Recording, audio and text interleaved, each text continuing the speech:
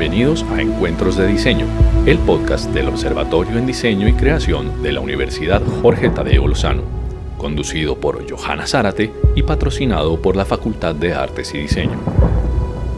En esta edición especial vamos a escuchar la lectura casera de los libros del Informe Final de la Comisión de la Verdad, un ejercicio de divulgación social de contenido. Cada episodio contiene un capítulo que será de su interés y podrá escucharlo en orden aleatorio.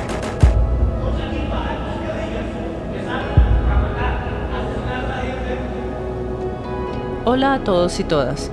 En esta edición especial de Encuentros de Diseño queremos apoyar a una iniciativa ciudadana de lectura casera del Informe de la Comisión de la Verdad. En este episodio escucharemos a Rita Astrid Rodríguez Mendoza, docente e investigadora en español, literatura y artes, en pedagogía e historia de la educación en Colombia y América Latina, curadora e historiadora del arte y ensayista.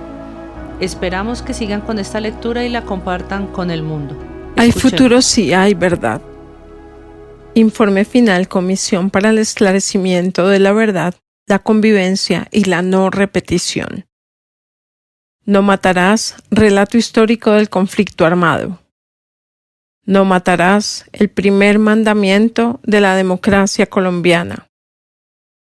La ilusión de un nuevo país y la guerra por el territorio 1990-2002.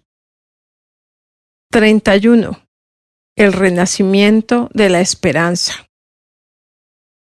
Durante las elecciones en las que ganó César Gaviria, fueron asesinados 3 candidatos presidenciales.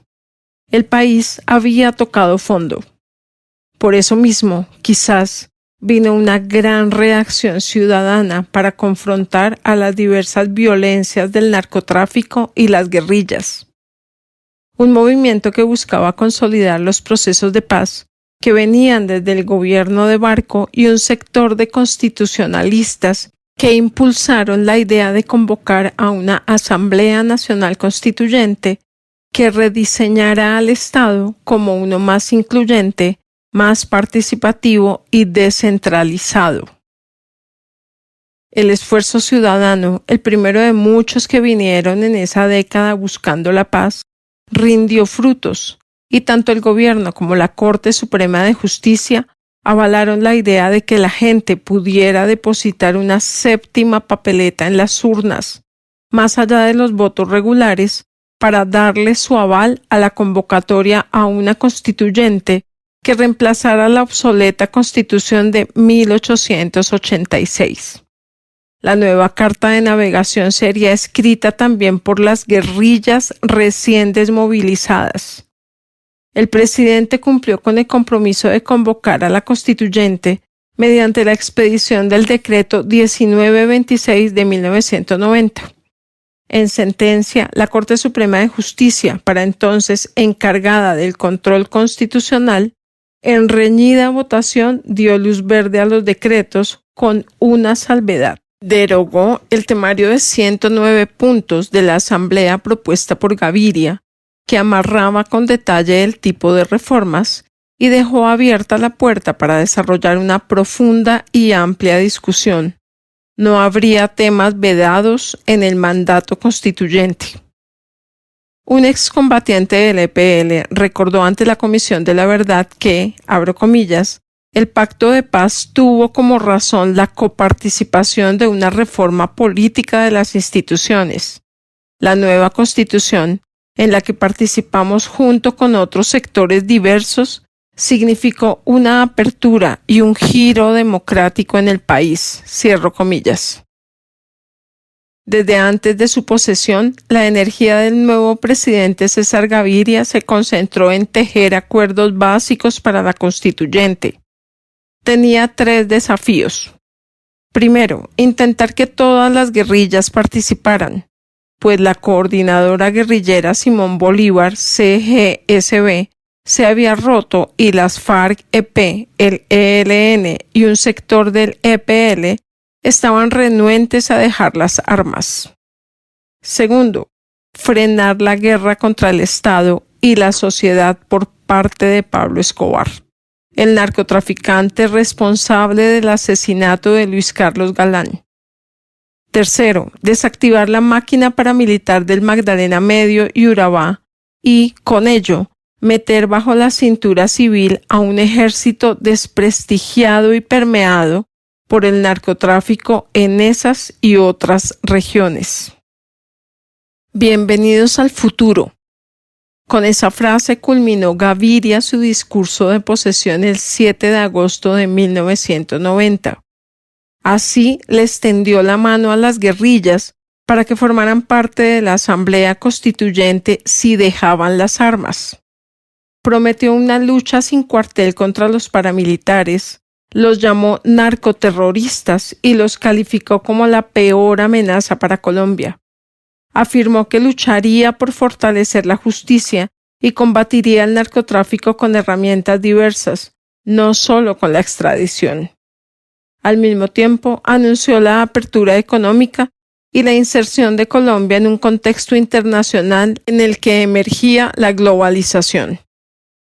Para atraer a las guerrillas agrupadas en la Coordinadora Guerrillera Simón Bolívar CGSB, Gaviria continuó el proceso que estaba en marcha desde la administración anterior y que, si bien estaba agónico, formalmente no había concluido. Nombró una comisión exploratoria de delegados de diferentes partidos políticos para que auscultara la voluntad de negociación de la Coordinadora Guerrillera Simón Bolívar. Luego de algunas conversaciones en Casa Verde, el cuartel central de las FARC-EP en Uribe Meta, al suroriente del país, en octubre de 1990, dicha comisión emitió una declaración avalada por dirigentes de los tres grupos guerrilleros en la que se reafirmaba su voluntad de participar en la constituyente con sus propios delegados. Manuel Marulanda dijo que, abro comillas, no se entendería una constituyente sin la guerrilla, como tampoco una guerrilla en plena constituyente, cierro comillas. Tomado del texto, atención, CAE Centella de Villamizar Herrera. El gobierno, en principio, celebró el comunicado y puso unas condiciones mínimas: que las guerrillas suspendieran hostilidades y liberaran a todos los secuestrados. La Coordinadora Guerrillera Simón Bolívar aspiraba a 20 delegados y a prorrogar la fecha de elección de los constituyentes para tener tiempo de prepararse. Ninguno de estos temas era difícil de negociar. Según lo ratificaron a la Comisión de la Verdad, por lo menos 3 de las personas que participaron directamente en los diálogos exploratorios. El problema estaba en las armas. Los miembros de la Coordinadora Guerrillera Simón Bolívar pretendían participar en la redacción de la nueva Carta Política sin un desarme previo. Lo que proponían era, abro comillas, una desmovilización, pero sin entrega de armas, similar a lo que hizo Marulanda en los años 60, cierro comillas. Le contó a la Comisión de la Verdad Francisco Caraballo, jefe de la disidencia del EPL que participó en los encuentros. Eso resultaba inadmisible para el gobierno. Luego del entusiasmo inicial se hizo un gran silencio y la comisión exploratoria fue desautorizada, mientras varios hechos de guerra conspiraron contra la posibilidad de que todas las guerrillas llegaran a la constituyente. El 10 de noviembre de 1990, la Coordinadora Guerrillera Simón Bolívar inició una campaña militar con la toma de Tarazá, Antioquia. Esta fue una acción significativa para los insurgentes, porque reunió una fuerza conjunta de las guerrillas en contra de fuerzas especiales y unidades del ejército, lo que en teoría significaba un salto cualitativo. El ejército lanzó una operación envolvente, Centauro, contra los campamentos del Estado Mayor del Bloque Oriental EMBO de las FARC-EP, considerada la más grande desde que en 1964 se bombardeó a Marquetalia, El Pato y Río Chiquito. Al ataque contra Tarazá se sumó un episodio que generó estupor y rechazo en el país. El 12 de noviembre de 1990, las FARC-EP atacaron con explosivos a un carro de la policía durante un evento deportivo en Algeciras, Huila. En el carro iban 9 menores de la Policía Cívica Juvenil, quienes hacían trabajo social. Murieron 6 y los otros 3 quedaron heridos. Una de las madres víctimas recordó los hechos ante la Comisión de la Verdad. Abro comillas. Estaban vestidos con su uniforme oliva como la policía. Se veían con su camiseta blanca y su sudadera, su pantalón negro y sus boticas, marchando por el pueblo y como haciendo un entrenamiento deportivo. Eran de 8 años, 9 años, 10 años, o sea, eran niños pequeños.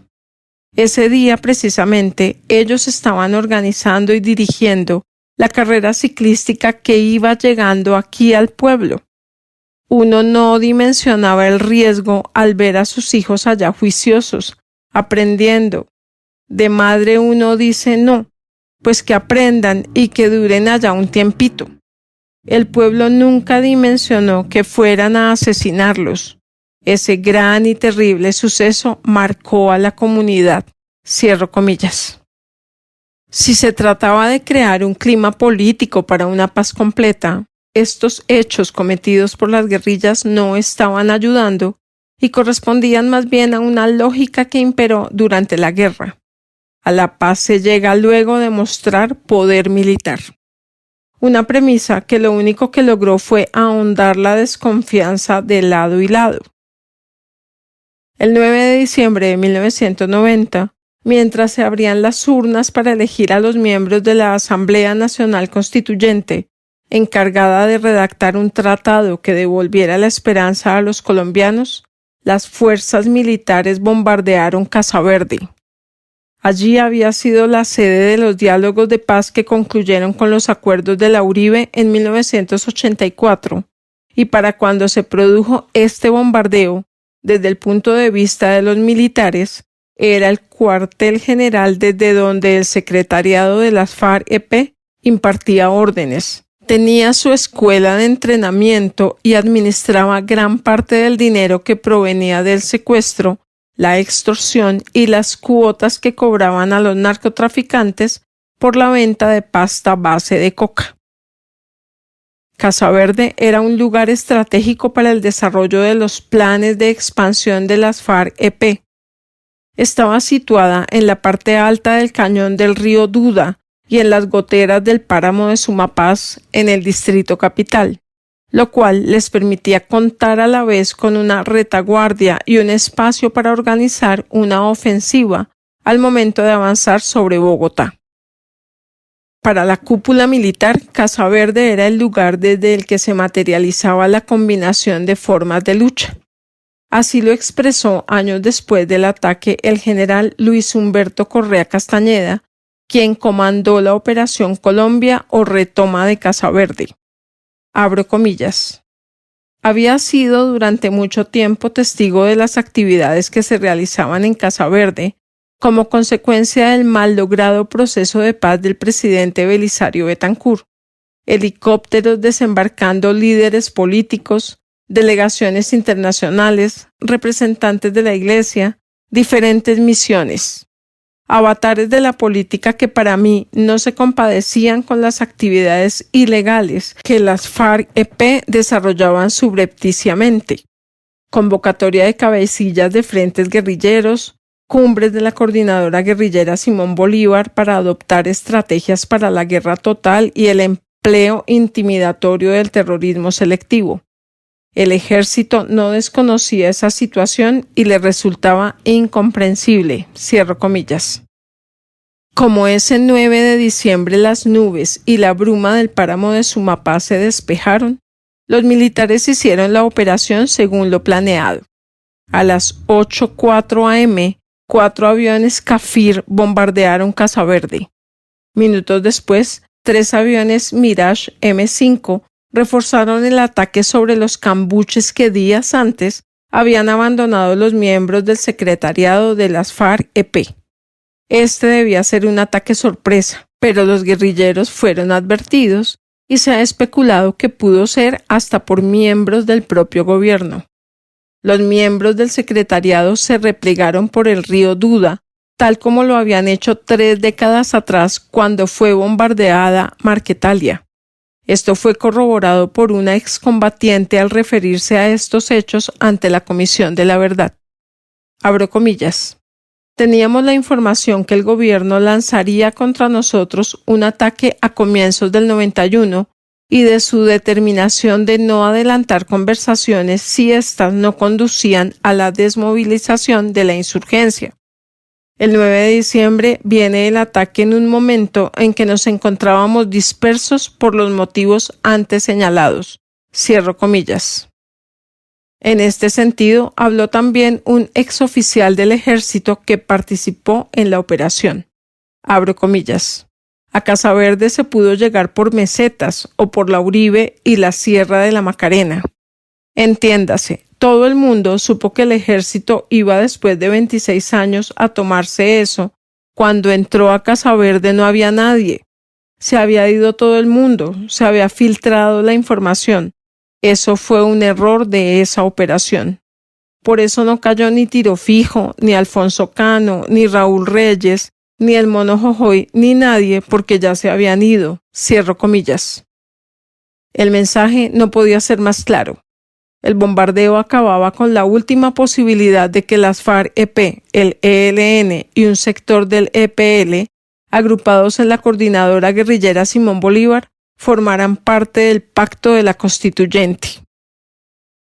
¿Por qué Gaviria eligió justamente ese día para el bombardeo a Casa Verde? El expresidente le dijo lo siguiente a la Comisión de la Verdad. Abro comillas. Al llegar al gobierno, yo le dije a los militares, quiero que ustedes sepan que no necesitan permiso del gobierno para entrar a ninguna parte del territorio nacional. Aquí no hay zonas vedadas. Bien puedan entren donde quieran. Si quieren me cuentan, si no quieren no me cuentan. Pero no sigan diciendo que a ustedes no los dejan combatir. Créanme que en esa época eso era lo que decían. Es que a nosotros no nos dejan combatir y nos dejan combatir y no nos dejan combatir. Cierro comillas.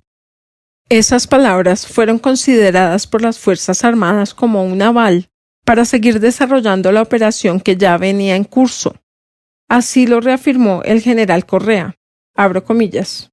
Sus palabras avalaron mi intención de atacar Casa Verde. A finales de octubre ya había elevado formalmente mi recomendación ante los mandos superiores. Días más tarde recibí la aprobación para realizar la toma. Cierro comillas. Tomado del texto, hablan los generales de Martínez Osorio. Correa celebró la Operación Colombia porque, abro comillas, cerró cualquier posibilidad de negociación política con este grupo guerrillero y comenzó el éxodo del secretariado de las FARC-EP hacia los llanos del Yarí. Cierro comillas. Tomado del texto citado anteriormente. ¿Quería el gobierno de César Gaviria tranquilizar al estamento militar ante el evidente protagonismo que tendría el M-19 en la Constituyente? En entrevistas con militares retirados, la Comisión de la Verdad estableció que existía un prejuicio entre los militares sobre la posibilidad de que la nueva Constitución se inclinara a la izquierda y, en particular, una incomodidad por la amnistía y el indulto de que habían sido beneficiarios los exguerrilleros. Como se demostró en los trágicos sucesos del Palacio de Justicia, los militares tuvieron una relativa autonomía a lo largo del conflicto armado y ésta se ponía a prueba cada vez que los gobiernos hablaban de negociación con las guerrillas, treguas o zonas despejadas. Sin embargo, eso no significa que el gobierno se haya mantenido al margen de las operaciones militares llevadas a cabo por las Fuerzas Armadas. El entonces ministro de Defensa, Rafael Pardo, ha defendido el ataque a Casa Verde porque, de no haberse hecho, abro comillas, las FARC-EP tendrían una zona de 3.000 o 4.000 kilómetros como santuario donde no podía entrar la fuerza pública ni el gobierno. Eso no tenía ninguna presentación, no tenía ningún sentido, cierro comillas. tomado del texto Casa Verde del 13 de julio de 2010.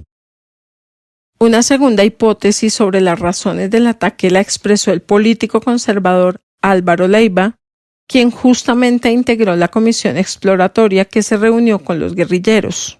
Leiva reveló que Gaviria, después de leer las encuestas de opinión que pronosticaban que la Alianza Democrática M19-AD-M19 elegiría por lo menos al 30% de los miembros de la Asamblea Constituyente, prefirió no romper la correlación de fuerzas, pues el ingreso de la coordinadora guerrillera Simón Bolívar crearía una mayoría de izquierda en ella. Una tercera manera de entender la operación contra Casa Verde ha sido proporcionada por testigos directos de los hechos consultados por la Comisión de la Verdad, quienes observaron en el equipo de gobierno de Gaviria una tendencia a subvalorar la capacidad de supervivencia de las guerrillas por ser de composición campesina.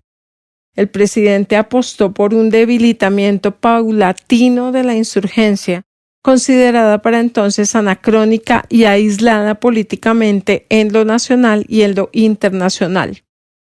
El muro de Berlín había caído hacía un año y con él se habían venido abajo el socialismo y la Guerra Fría. El proyecto comunista que defendían las guerrillas había terminado y no tendría oportunidad de crecer en Colombia conducido por esta tropa campesina. En conversación con la Comisión de la Verdad, el expresidente César Gaviria lo expresó de esta manera. Abro comillas. El M-19 tenía una cosa que las FARC-EP no tienen, y es que les sabía hablar a la gente mejor que los políticos tradicionales, mejor que nosotros. En cambio, los de las FARC-EP nunca aprendieron, no van a aprender. Así se quedaron porque ellos siempre fueron guerrilleros rurales, que nunca conocieron el lenguaje urbano y no lo conocen. Esa es la realidad. Cierro comillas. Ahora, ¿estaban las organizaciones de la coordinadora guerrillera Simón Bolívar dispuestas a dejar la guerra? Aunque los exdirigentes de la FARC-EP aseguran que sí, algunos testimonios como el de Rodrigo Londoño ante la Comisión de la Verdad dan cuenta al mismo tiempo de que estaban, abro comillas, embriagados de poder porque estaban creciendo, porque tenían plata, tenían recursos y estaba llegando mucha gente, cierro comillas. Las guerrillas tenían suficientes recursos para seguir adelante y escalar la guerra. También seguían aferradas a sus convicciones ideológicas. Tanto el fundador del EPL, Francisco Caraballo, como exdirigentes del ELN confirmaron que su reflexión era que al no haber cambiado la realidad del país, los motivos del alzamiento armado seguían intactos. Lo que siguió fue una demostración de fuerza que escaló el conflicto y contribuyó a su continuidad. Así lo narró a la Comisión de la Verdad un excomandante del bloque sur de las FARC-EP. Abro comillas. Ahí era mostrarnos los dientes en cuanto al poder militar. Es ahí donde yo creo que nos enredamos, porque le dimos preponderancia al mando militar. Entonces se volvió mucho más legítimo al interior de la organización asaltar un pueblo. Así lo acabáramos, con tal de llevarnos 15 fusiles. Cierro comillas. El impacto del bombardeo a Casa Verde también fue descrito por Rodrigo Londoño en su relato ante la Comisión de la Verdad. Abro comillas. Ahora, Casa Verde eleva a un nivel distinto la guerra, porque mientras estaba Casa Verde había esperanzas. Pero se acaba Casa Verde y ya no hay ninguna esperanza, ya es guerra. Ya es, trabajemos a echar un plan para adelante. Y además sale. Yo no sé exactamente cuántos había ya, pero son como 600, 800 hombres que se van. Hombres que no estaban en guerra, que estaban ahí armados, pero nunca iban a acciones militares. Toda esa gente sale y se despliega en función de la guerra. Cierro comillas. Hubo un último intento de llevar a los guerrilleros de la coordinadora guerrillera Simón Bolívar a la Constituyente. Lo hicieron algunos miembros del Partido Comunista PC y de la Unión Patriótica UP, para persuadirlos de que marginarse de este acontecimiento iba en contravía de la historia. Abro comillas. Los camaradas nos dijeron que las FARC-EP se iban a convertir en una vaca muerta en el camino de la revolución, cierro comillas, recordó Rodrigo Londoño. Abro comillas. Hoy, con la perspectiva del tiempo, creo que los camaradas tenían razón, cierro comillas. En ese momento, sin embargo, no lo vieron. Manuel Marulanda, comandante en jefe de las FARC-EP, asumió el bombardeo de Casa Verde como una nueva expulsión de la comunidad política que evocaba al de Marquetalia en 1964 y como el fin de un proceso de paz. Aunque poco después hubo un nuevo escenario de diálogo, en el horizonte lo que se veía venir era la guerra. Los constituyentes fueron elegidos y Casa Verde quedó como trasfondo de una tormenta que se desataría más tarde. Lectura casera hecha por Rita Astrid Rodríguez Mendoza. Acabamos de escuchar la lectura del informe de la Comisión de la Verdad, una entidad de Estado que busca el esclarecimiento de los patrones y causas explicativas del conflicto armado interno que satisfaga el derecho de las víctimas y de la sociedad a la verdad, promueve el reconocimiento de lo sucedido, la convivencia en los territorios y contribuye a asentar las bases para la no repetición mediante un proceso de participación amplio y plural para la construcción de una paz estable y duradera, con la cual Encuentros de Diseño desde la Universidad Jorge Tadeo Lozano se ha comprometido. Esperamos compartan estos audios y nos ayuden a su divulgación.